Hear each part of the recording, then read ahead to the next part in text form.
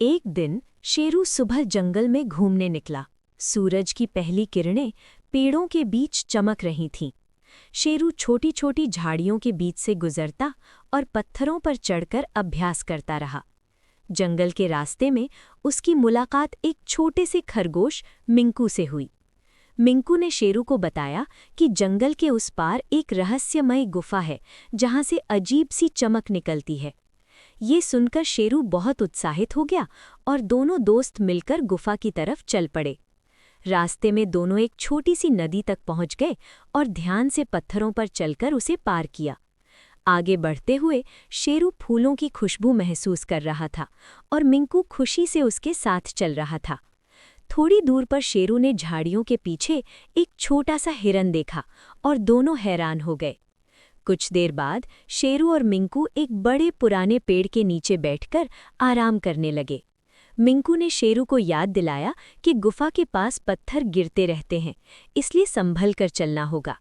दोनों फिर से उठकर घने जंगल की तरफ बढ़ने लगे, जहां रोशनी थोड़ी कम हो गई थी। चलते चलते दोनों एक छोटी पहाड़ी पर चढ़ने लगे और शेरू ने मिंकू की मदद की। पहाड़ी के ऊपर पहुंचकर दोनों ने दूर चमकती हुई गुफा को देखा और बहुत खुश हुए। धीरे धीरे चलकर दोनों गुफा के पास पहुंच गए, जहां एक छोटा सा पानी का तालाब और चमकदार पत्थर पड़े हुए थे। शेरू और मिंकू चमकदार पत्थरों को देखकर हैरान हो गए और उन्हें ध्यान से देखने लगे।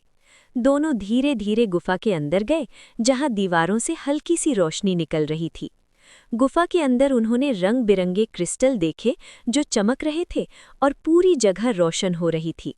शेरू और मिंकू खुशी खुशी गुफा के अंदर आगे बढ़ते रहे और हर चीज को ध्यान से देखते रहे। अचानक गुफा के ऊपर से छोटे छोटे पत्थर गिरने लगे और आवाज गूंज उठी।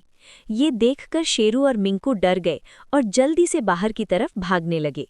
दोनों तेज दौड़ते हुए गुफा से बाहर निकल आए और रुककर गहरी सांस लेने लगे। बाहर आकर दोनों ने देखा कि सूरज ढल रहा था और जंगल सुनहरी रोशनी से भर गया था। दोनों एक सुरक्षित जगह पर बैठ गए और धीरे धीरे शांत होने लगे।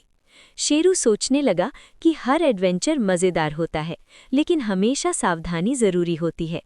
थोड़ी देर बाद दोनों फिर से खुश हो गए और अगले एडवेंचर के बारे में बात करने लगे। शेरू ने छोटे पक्षियों को उड़ते देखा और मिंकू खुशी से इधर-उधर कूदने लगा। दोनों एक पुराने पेड़ के नीचे बैठकर जंगल का सुंदर नज़ारा देखने लगे। सूरज धीरे धीरे ढलने लगा और जंगल में लंबे साए पड़ने लगे। शेरू और मिंकू एक दूसरे को देखकर मुस्कुराए और अपने एडवेंचर को याद करने लगे। आखिर में दोनों खुशी खुशी जंगल के रास्ते घर की तरफ चल पड़े।